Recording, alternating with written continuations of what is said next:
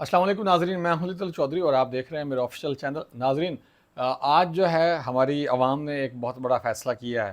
انہوں نے یہ کیا ہے کہ انہوں نے کچھ فگرز، فیکٹ اینڈ فگرز نکالے ہیں اور ان کے پوسٹرز وغیرہ بنوا کر لگانا شروع کر دیے ہیں۔ جس طرح کہ رحیم کے خان میں ایک پوسٹر لگا ہوا ہے جو لکھا ہوا ہے کہ 220 ارب روپے کا جو پیٹرول آپ لوگ چوری کرتے ہیں، چوری کرنے سے مراد یہ ہے کہ جو ڈی سی، اے سی، کمشنر اور ڈی پی اوز وغیرہ کو دیتے ہیں وہ بند کریں۔ دوسرا 5 کھرب اور پتہ نہیں کتنے ارب روپے لکھا ہوا تھا کہ جو آپ بل بجلی جو ہے وہ فری آف کاسٹ لوگوں کو دیتے ہیں، کل 33 کروڑ یونٹ کا تخمینہ آ رہا تھا، وہ بھی بند کریں۔ ابھی ہم نے آج دیکھا ہے کہ ایک بندے کا وابڈا کا تھا، اس کا بل جو ہے وہ کوئی 300 کچھ 40-50 یونٹ بنتے تھے اور بل آیا ہوا تھا 700 روپے، اور اتنا یونٹ اگر کسی عام آدمی کو تو بل 1.5 لاکھ روپے تک پہنچ رہا ہے۔ یہ تو فیکٹ اینڈ فگر کی بات ہے۔ پھر سبحان اللہ، ہمارے وزیر اعظم صاحب نے اجلاس آج پھر دوسرا مرحلہ منعقد کیا اور 2 گھنٹے سے زیادہ دیر وہ اجلاس چلتا رہا، اور اس میں کیا فیصلہ ہوا؟ 2 باتیں اس میں جو ہے نا وہ سمجھ میں آتی ہیں۔ ایک تو یہ ہے کہ جو عوام سے بل لینا ہے وہ آپ قسطوں میں لے لیں، یہ ریلیف ہے۔ دوسرا یہ کہا جا رہا ہے کہ اب جو نیکسٹ ریلیف دینا ہے یا ٹیکس فری کرنا ہے وہ آئی ایم ایف سے پوچھنا پڑے گا، اور اس کا بھی فیصلہ کل ہوگا کہ آئی ایم ایف سے پوچھنا ہے کہ نہیں پوچھنا ہے۔ اب ہمیں ہمارے حکمران جو ہے نا وہ 2 طرح سے بیوقوف بناتے ہیں۔ ایک، اگر ہم آزاد ہیں تو آئی ایم ایف ہمارا پھوپھا لگتا ہے، تایا لگتا ہے، چاچا لگتا ہے یا ماما لگتا ہے۔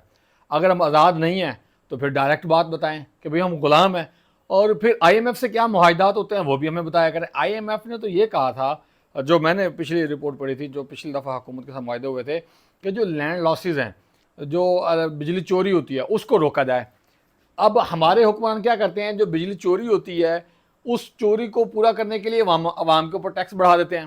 یہ کوئی ایک ذی شعور انسان یا جس کے اندر تھوڑی بھی رتی برابر عقل کام کرتی ہے، ویسے تو رتی برابر عزت اور غیرت ہوتی ہے، لیکن میں یعنی کہ عقل کا لفظ استعمال کروں گا کہ کسی کے اندر بھی اگر رتی برابر عقل ہے تو وہ اس بارے میں کیوں نہیں سوچتا کہ یہ جو چوری ہوتی ہے، جو ہم M N A M P S کو دے رہے ہیں، جو جگیرداروں کو، وڈیروں کو بجلیاں دے رہے ہیں، جو ہم بڑے بڑے لینڈ مافیا کو بجلی فری آف کاسٹ دے رہے ہیں، اس کا آپ چارج کریں۔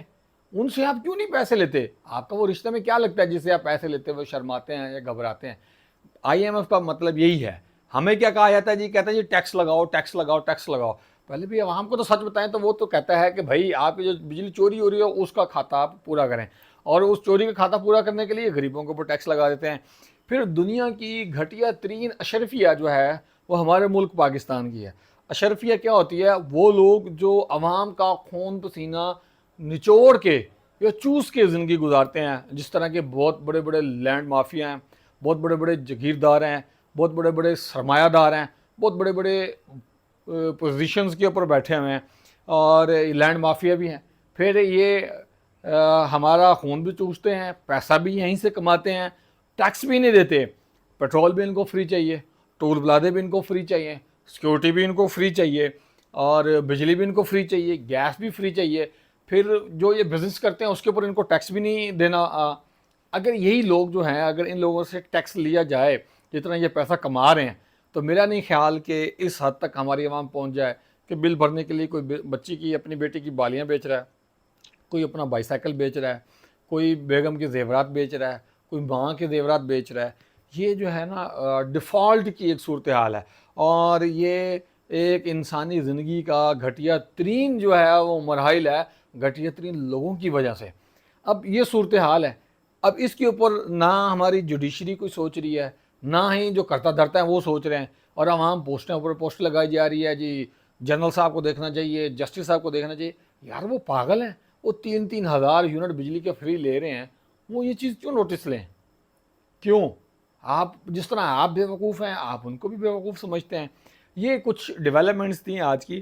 پھر ایک اور بات بھی ہے کہ لگتا کچھ یوں ہے کہ جو کورٹ کی کارروائی ہے وہ یہ ہے کہ کل جو ہے وہ عمران خان صاحب کو ہو سکتا ہے ریلیف مل جائے، اور اگر عمران خان صاحب کو ریلیف نہیں ملتا تو اس کی سب سے بڑی وجہ یہی ہے کہ خان صاحب کو اس وقت تک ریلیف نہیں ملے گا جب تک کہ نواز شریف پاکستان میں نہیں آ جاتے، کیونکہ ہماری جو ایک یہ ٹرائی اینگل ہے، ٹرائکا ہے پاور کا، ان کو بڑا مزہ آتا ہے داڑ کے نیچے نا دبانے کا، بوٹی رکھنے کا۔ اب وہ بوٹی انسان کی ہو، سیاستدان کی ہو، جس کی بھی ہو، बोटी दाढ़ के नीचे रहनी चाहिए। अब दाढ़ के नीचे इमरान खान आया हुआ है तो उसको दबा के रखा हुआ है, जब नवाज शरीफ आएगा तो उसको दबा के रखेंगे। जब तक दाढ़ के की रिप्लेसमेंट कोई नहीं आएगी तब तक ये बंदा यहाँ पिसता रहेगा। ये हमारे मुल्क की सूरत हाल। और फिर वही आखिरी बात जो मैं हर वीडियो के अंदर कहता हूँ और तामर्द दम या ज़िंदगी बखैर मैं कहता रहूँगा कि कुरान पाक की तफसीर पढ़ें और उसके अंदर हज़ूर सल्लल्लाहु अलैहि वसल्लम को सवाब की नीयत से तो आप पढ़ते ही पढ़ते हैं आप सल्लल्लाहु अलैहि वसल्लम की सुन्नत को, हदीस मुबारकों को, लेकिन कभी ये जो मौलवियों ने दिमाग बंद करके रखे हुए हैं इनको खोल के दूसरी ऐनक लगा के देखें कि हज़ूर सल्लल्लाहु अलैहि वसल्लम ने सियासत भी की थी, आप सल्लल्लाहु अलैहि वसल्लम ने मईशत भी चलाई थी, आप सल्लल्लाहु अलैहि वसल्लम ने शहर जो है मुआशरा भी चलाया था, आप सल्लल्लाहु अलैहि वसल्लम ने एज ए जनरल भी काम किया, आप सल्लल्लाहु अलैहि वसल्लम ने as a foreign ambassador, foreign minister भी काम किया, फ़ॉरेन पॉलिसी भी चलाई। जब आप सल्लल्लाहु अलैहि वसल्लम की ज़िंदगी को आप उस पहलू से देखेंगे तो इस वक्त जितने भी मसाइल हैं उन सारे मसाइल का हल आपको नज़र आएगा।